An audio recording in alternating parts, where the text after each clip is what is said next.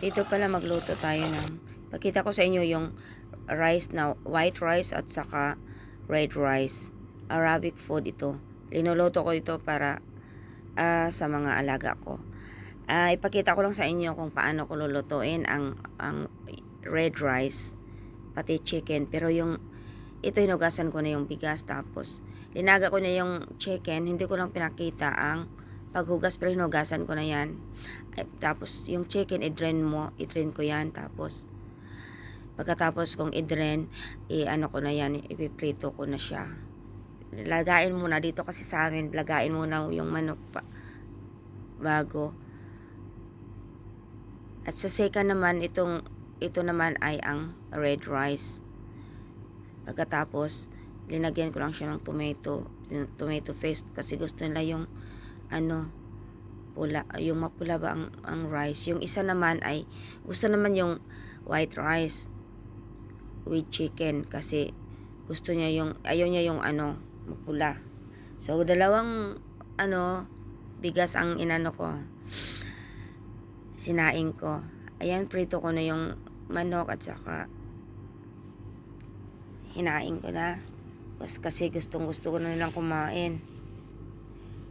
Pero hindi ko lang masyado yung manok, yung mapula, kasi matigas daw, ayaw nang kainin. Kaya ito na. Yan ang chicken.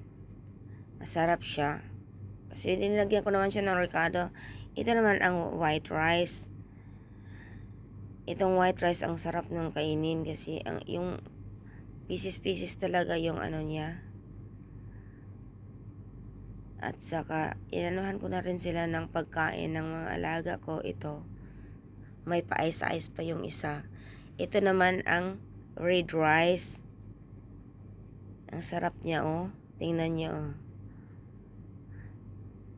Ito naman ang sa lalaki. Ito ang bata na lalaki. Yung white rice sa bata na babae. At ito naman ang sa akin. Hinalo ko. Half-half pala. Itong white rice at saka red rice. At saka, syempre, saka manok. Kainan na. Sarap to eh.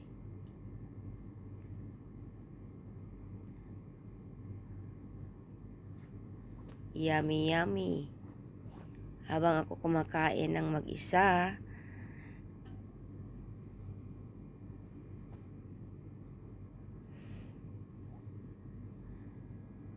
at maraming salamat po sa panonood. Thank you for watching.